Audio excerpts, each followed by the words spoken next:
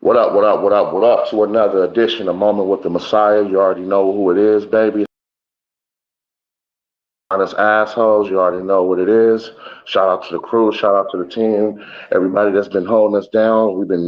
We killed it in 2023, and I just want to continue to just give y'all good interviews, give y'all good content, and give the culture, you know what I'm saying, what it's been needing, you know what I'm saying. So again, thanks to everybody that's been rocking with the culture, you know what I'm saying, and honest assholes. We've been doing our ish, man. So again, shout out to my brother Mizzle, shout out to my brother D Nut, shout out to my sis Juicy, Lala, Sasha, Whitney, the whole crew, man. We've been doing our ish, man. So and shout out to all the artists that's been coming out doing these interviews with me. I feel like I'm getting better and better, and with the questions that I come with, man, I just try to do what everybody else is not doing. One of the things that I've noticed on these platforms with other interviewers, they ask a lot of stupid questions, like a lot of stupid, controversial questions that have nothing to do with the artist, and that's what I'm trying to avoid, man. So hopefully, man, I've been giving y'all good shows, and y'all been loving it.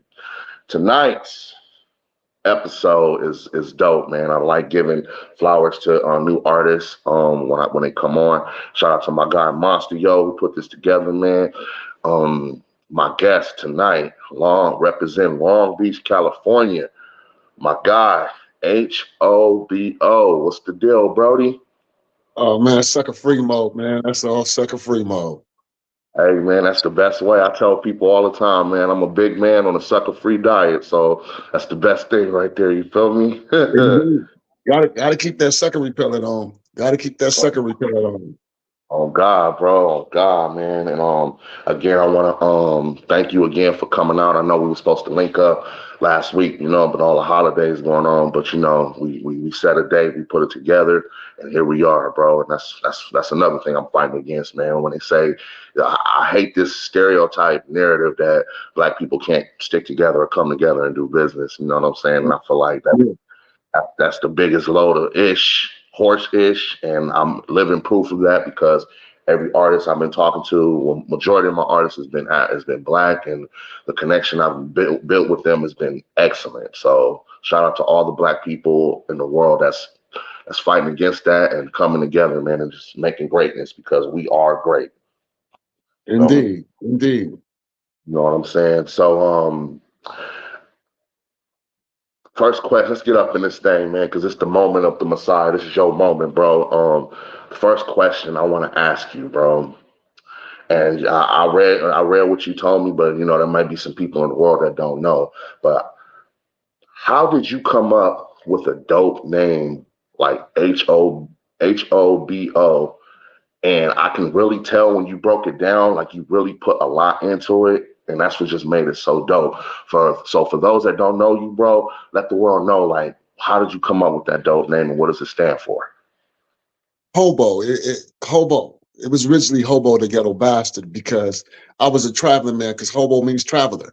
No, I'm saying nomadic person. Back in the days and the times of our grandmothers and grandfathers and stuff like that, when they used to travel from state to state, they was called hobos. They used to get on the trains to go look for work. So at first I started off with the Hobo the Ghetto Bastard, the traveling fatherless child. No, I'm saying seeking for fathers and all this type of stuff to basically help me fill my void. But then when I went within and found my father, which is the most high consciousness within me, when I found that, I got a revelation within me that gave me the acronym to break it down to the utterly outspoken black overlord. Mm. Then I went from Hobo the Ghetto Bastard to Hobo the Third Eye Rider. You see what I'm saying? You get what I'm saying? Yeah, man. Woo. You see, this is why I always ask that question because everybody has a different background of how they came up with their name, you know. And then once you broke that down to me, I was like, oh yeah, that is definitely a question I gotta ask, bro. He has to put that out there because that's super dope. And for you to, you know what I'm saying, and it has to do with our history too, bro. And that's dope. Like that's dope, man. Like seriously. So yeah, man, that's cool. Again, y'all, this is my guy Hobo, man, and and if you don't know what it stood for, now you know. You feel me?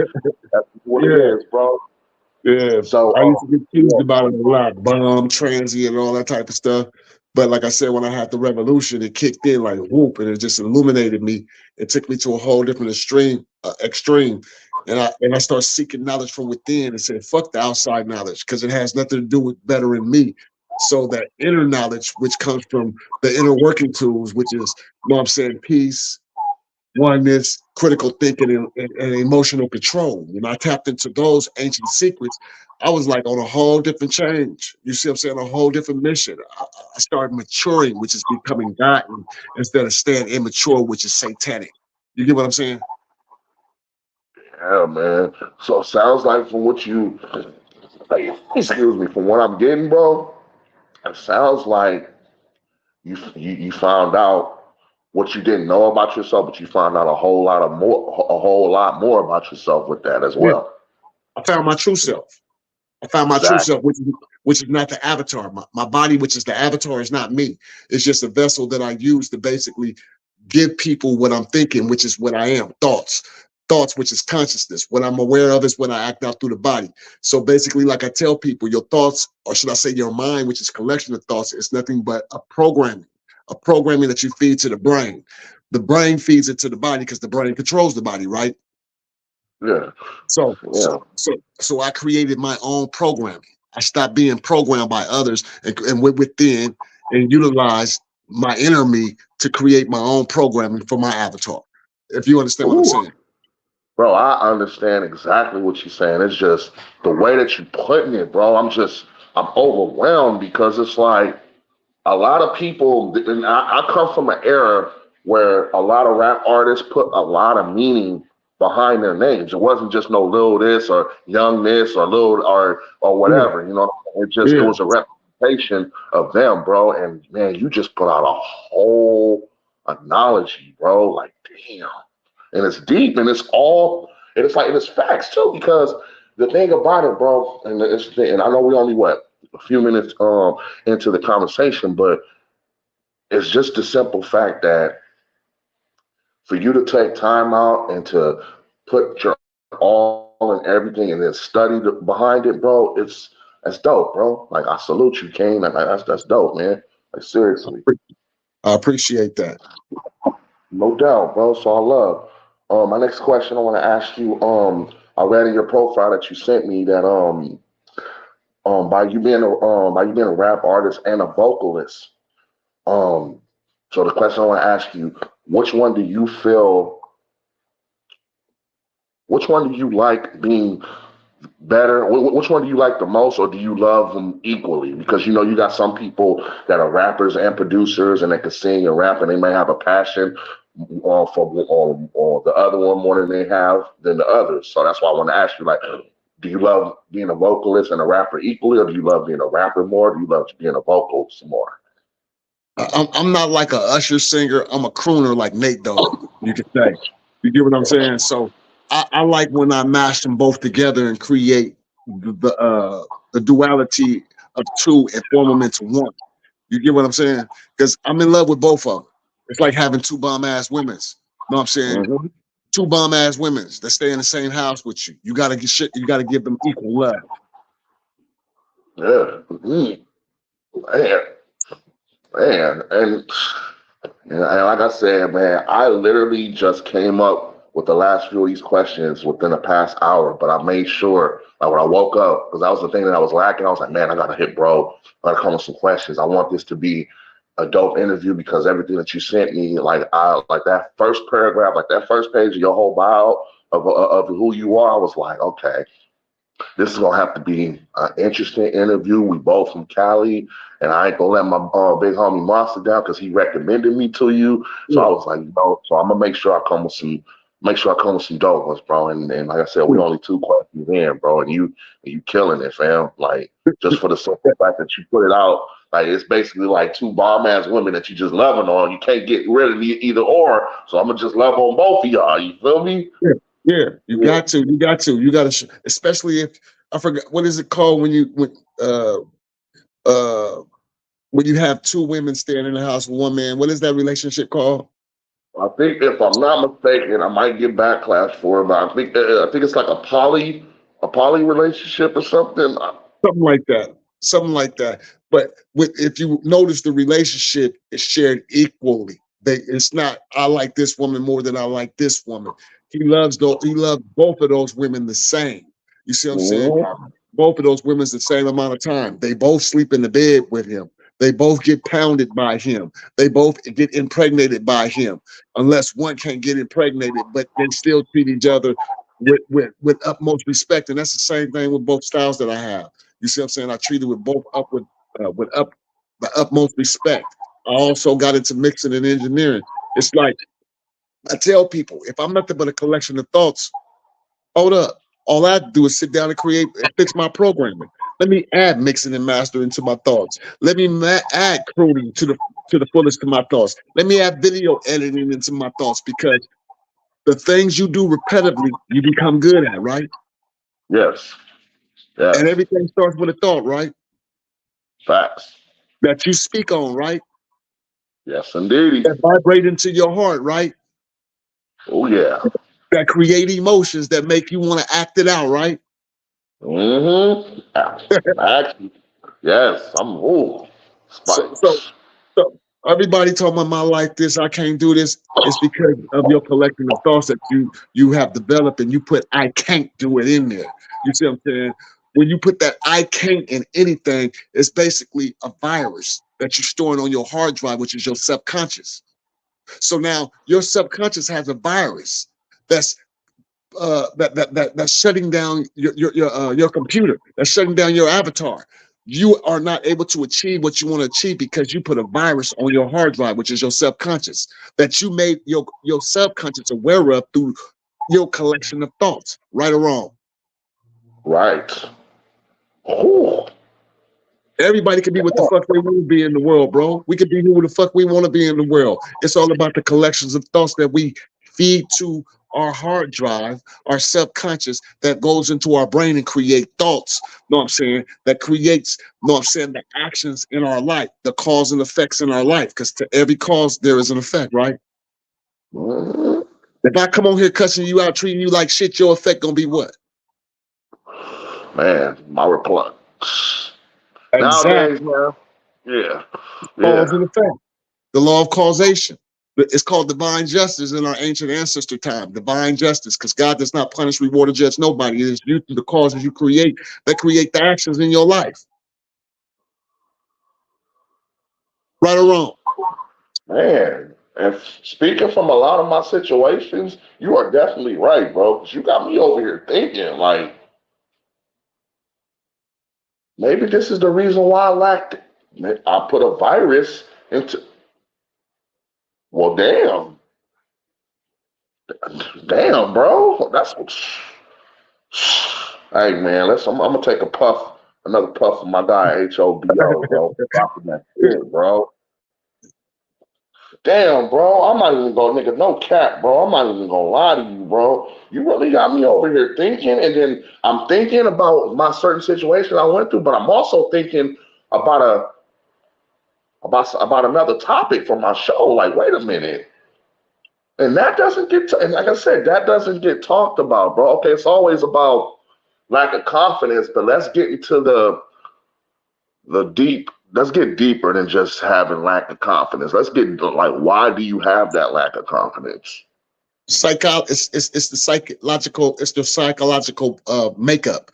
Everybody comes into these forms. It's environmental, it's the environment. Your environment could be your home, your neighborhood, your religious setting, your school, wherever you hang the most with individuals who download their thoughts inside of your avatar.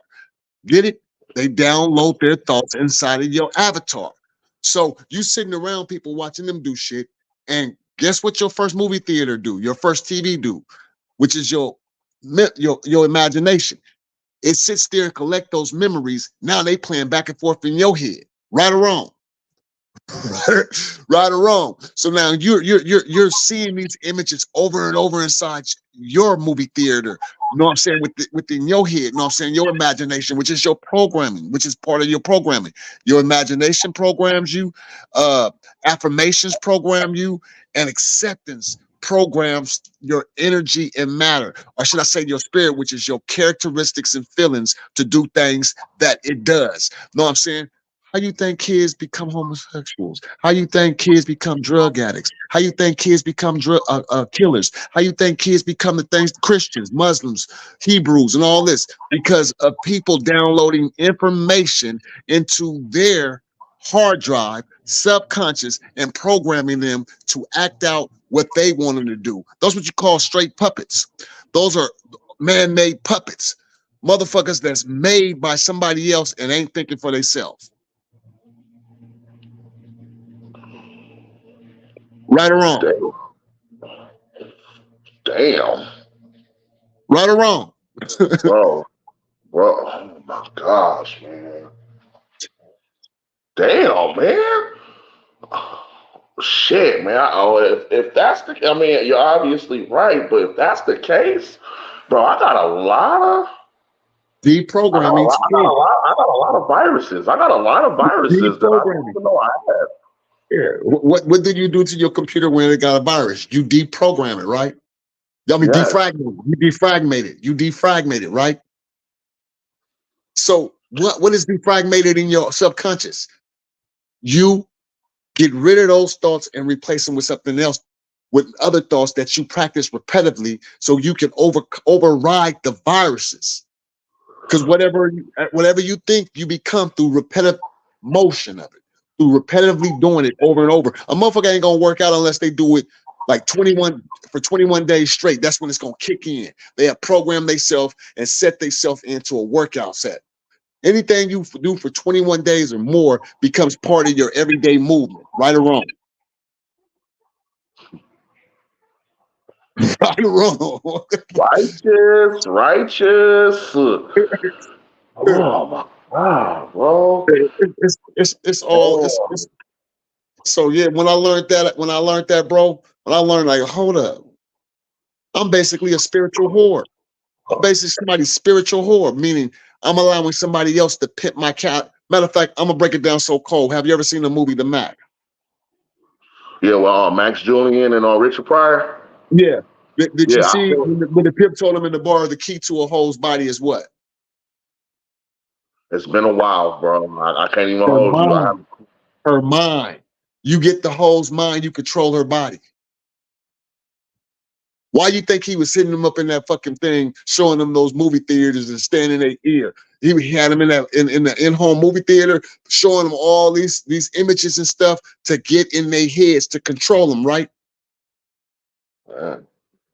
The key to anybody's actions is their head. If I get into a motherfucking head and turn them into a gangbanger and have them my foot soldiers riding for me while I sit back and do nothing, I'm what you call an OG in the hood now.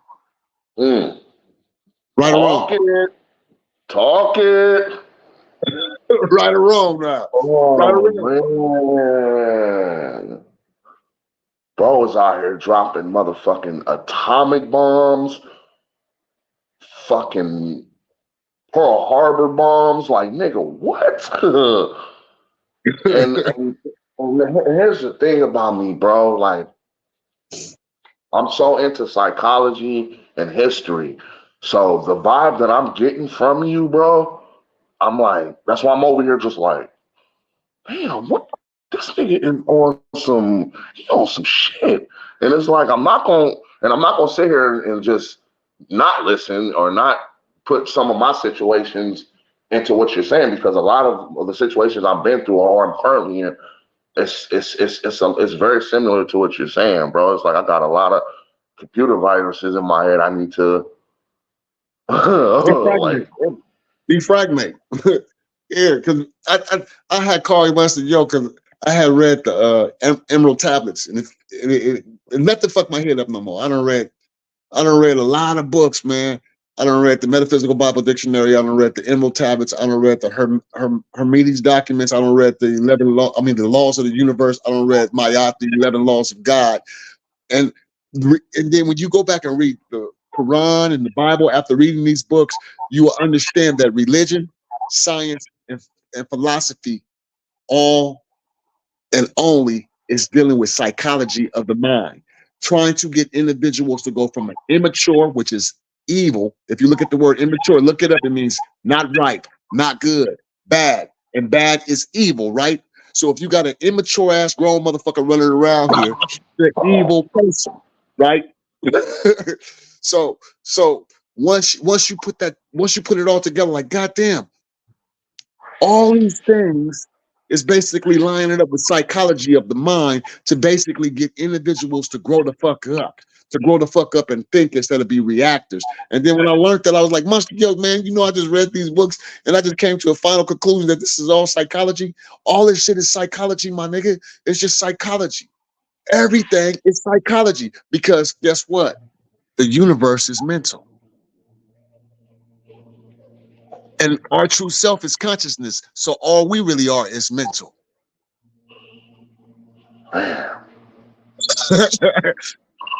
In layman's terms, everything is mental. We become what we think we are. Know what I'm saying? It's been going on since the beginning of time.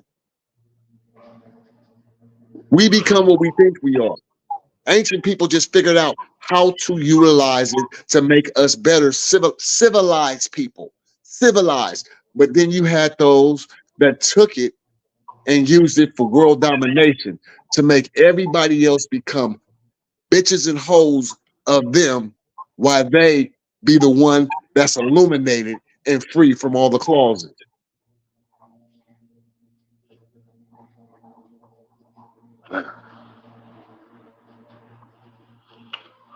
And just so y'all know, we should be charging y'all asses for this game that bro is giving y'all. But you know, this is just look at it as some free game, some early year free game. You know, Exactly. Damn, bro, this is intriguing, bro. I'm loving this, bro. So, yeah, but go to ask your other questions. I done got into a psychological conversation. No, that was honestly, bro.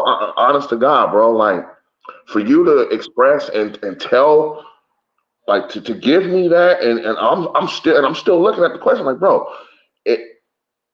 that's the reason why he loved them equally, bro. And if he just gave you a whole analogy of why, bro. And it's like, come on, man. So yeah, I salute you, bro, for even like going deep in that. You see, I'm over here, I'm glued. I was like, so it was something, bro. So I'm loving it, bro. So okay, man. The next question, you know, it's just a basic one, you know, but it's at the same time it's dope. So what was life like for you growing up in Long Beach? Shit. Like I said, tell people, man, I grew up in a gangster house. Fatherless bastard. Know what I'm saying? I was raised by the hood. I was pretty much raised by the hood. Know what I'm saying? Grew up drinking at a young age. I was drinking like I tell people in my age bracket, our parents was giving us beers. Know what I'm saying?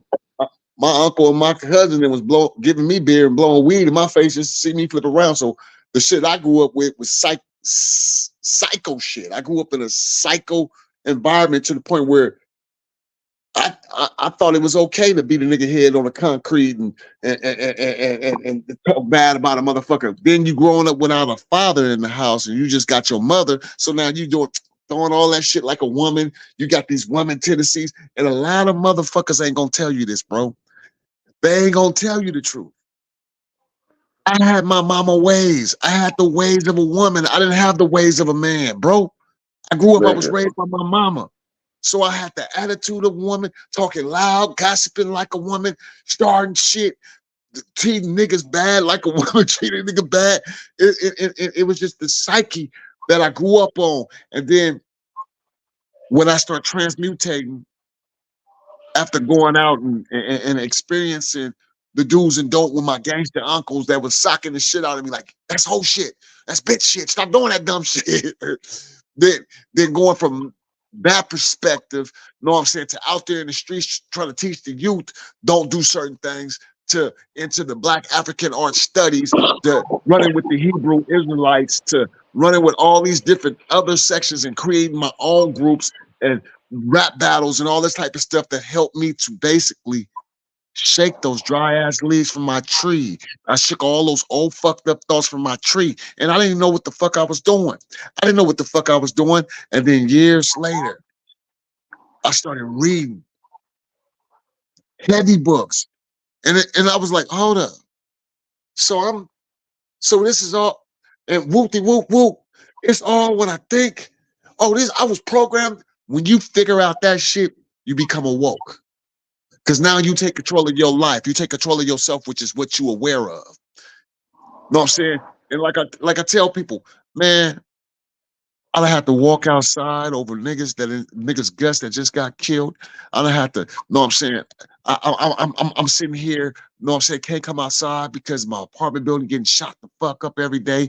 I done stabbed my next door neighbor with a steak knife in his ass. I done gave my sister a red devil and watched her flip around on the floor. This is all at 5, 6, 7. Know what I'm saying? I done burnt down the house. I done cut off my sister's hair. I done did all this type of shit until my mama said, nigga, you is not going outside, bitch, and left me locked up in the house till I turned 15. So when niggas was going to jail, and I went to the county jail for looting in the riot for Rodney King, but it was my choice to go do the dumb shit, and the motherfuckers was treating me like my mama was treating me in the house, and that's when I told myself, I'm never coming back to this, bitch. This remind me of my mama house. And I tell niggas, all before you niggas did time, I was doing time, my nigga. Can't come outside, can't do shit, my nigga. I'm looking at these 4 walls. I can't read a book, my nigga. I can't even have a light on in the fucking room. I can't even let the sunlight come through, my nigga. I was mentally tortured, my nigga. Then when I come outside, and I come outside and start taking out my aggression on people. Motherfucker said I was a wild animal. I was crazy. It's like a dog being let out the house for the first time. You get what I'm saying? Man. So yeah, a lot of people look at me now like, oh nigga, you still the same. And they are amazed at the change that I made, but and still in denial that I even changed. You get what I'm saying? Of course, man. We deal with that shit because they feel, man, it all goes back to that saying, people feel what they understand and they hate who they hate what they can't be. Yeah, yeah. Yeah, man. So yeah, I've been through record deals with the world's famous VIP Records. I was signed to Alicia Gwynn. She was my manager, Tony Gwynn's wife. I've been fucked around on fuck, man, trying to do this and trying to do that. My first rap group was TFA. I started off with them. That was the rivals of 213, which is Snoop, Warren, Nate. they. But I could never get in those battles.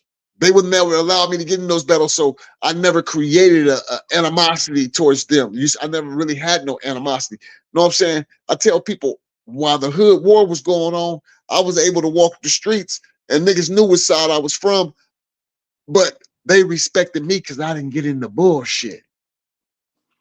Because I kept our childhood friendship alive. I met you in junior high. I met you in elementary school. I met you in high school. We was friends. We was good friends, laughing, macking to the hoes, you know what I'm saying, bagging on each other. I never abandoned none of that. Still go over to the so-called enemy's mama house. They be like, hey, Travis, how you doing? How you doing? You hungry? Well, I haven't homies. So I'm like, you need to go do. I said, I ain't got to do shit to them. Nigga, you the one got a problem with them. Probably over some pussy. But me, I ain't got no problem with none of them niggas. So, yeah, it was all type of basically dictatorship going on. Motherfuckers that don't want to do the time or don't want to get caught up in a life or death situation that sends other people that they basically program with a thought of this nigga doing some bitch shit, when in actuality, the nigga that's sending you was the one that's doing the bitch shit all along. Mm. Mm. Man. Mhm. And the crazy part about it, most men, black men specifically, our pride and I gotta speak for me too, because I've done this in the past, but our pride does not let us take accountability for our bullshit. Exactly. Exactly. You know, and I had to work on that shit mentally for years, bro. Like my pride, bro, was my downfall on a lot of my situations. Like my pride, like and knowing in my heart that I was probably wrong in a lot of situations, but my mind just would not tell me like, man, take accountability and own up to your bullshit because you worrying about what the motherfuckers gonna tell. And What the the other next motherfucker. motherfuckers ain't shit. And the other motherfuckers ain't Exactly, shit. exactly, They scary asses exactly. ain't shit. I used to, when I fucked up, I go back and I tell the people I'm not gonna do it. They be like with their hands on the gun, like, hey, I didn't come here for no bullshit. I came here to apologize for my ignorance. I was in the wrong. I was acting like a selfish, dumb motherfucker. And I promise you, from here on out, that should have never happened again. And from then on out, it never happened again. And motherfucker was like, this nigga is different from everybody else. Mm, facts.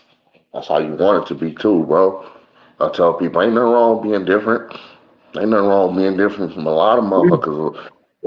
There's a lot of y'all that's moving in certain ways that's dictating why you're in that certain situation. So it's like, so it's like, Exactly. but oh man, hey, this has been dope. So, question I want to ask you because we you know what I'm saying we about to tune it down, but I have to ask you this question, bro. What do you feel is the hardest part about being a rap artist? Being your motherfucking self. Being your motherfucking self. Just being you. Being you. That's the hardest thing for artists to do, to be their motherfucking self, because they too busy trying to be a clone of the next motherfucker because they think that's the way to get on. When all you have to do is tell your motherfucking story, because it's millions of people that been through your fucking story. And you can sell to those millions of people if only you be real to your motherfucking self and tell your story. Mm, God damn it, bro. Oh man, you have some shit to say, bro. My nigga said to be in. Man, how could you not fucking agree with that shit? Because there's so many fake ass artists, fake ass podcast personnel that I see on a basis, bro. Like, but at the end of the day, no matter what you're putting up, you're still not true to yourself. You're still not trying to be yourself. You're still trying to fucking elevate off the next. I mean, don't get me wrong, but we all need motivation. But there's a difference between being motivated, and again, being motivated and being duplicated. Exactly, exactly. And most of them niggas ain't ready for most niggas ain't ready for that outcome when they get on that stage and them niggas be like, "Where you say you from, homie?" Man, man, I'm trying to Oh, tell you, bro. I'm trying to tell you, man. and that's what I be trying to tell my son. I'll be like, "Nigga, you is not a gangbanger. Why you out here talking about your option? You rapping all this dumb shit in your songs. When them niggas come to you at that stage, or wait till you get out that club at the end of the night and you coming out and you know it in your heart, you faking and perpetrating. But these motherfuckers out here in this parking lot with these pistols and these ski masks ain't faking and perpetrating, and they want your ass gone. That's you, my nigga. Your calls created that effect, my nigga. Mm, mm, man, bro. That's oh my goodness, bro. I'm gonna definitely have to get you on. This is the you had your moment with the Messiah, but bro, you too talented, you too intelligent. I'm gonna have to bring you back for some episodes too, bro. Like my goodness, bro. Like the knowledge, what you know, and your whole persona, your delivery, bro. Oh, come on, man. So I gotta ask this last question. You know what I'm saying? What do we got what do we got to look forward to from H.O.B.O in the year 2024, bro? Like, what's this your moment, bro? So you can just drop it, bro. Like, what we got coming, bro? Oh, you're gonna have merch, you're gonna have music. It's just like I'm sitting back. Like I tell people, I'm sitting back and I'm brewing shit. I'm the type of person I don't rush out into traffic knowing this motherfucking green light and I'm about to get hit by a car. No, I'm like the turtle. I take my time. I take my time. But this year I'll probably drop me a couple singles. I want to drop like 3 or 4 singles just to build my brand back up. Because I've been an artist since 1989, right? I've been an artist since 1989. Which was a dope year. Yeah, exactly. So I came out with my first debut album with the world's famous VIP record called City by the Sea, Eastside Long Beach in 2003. You know what I'm saying? I dropped another 3 years later. I dropped Game by the Bundles, which was beats I made, but I didn't know how to make beats that much. But it was just basically something to make people listen to what I had to say.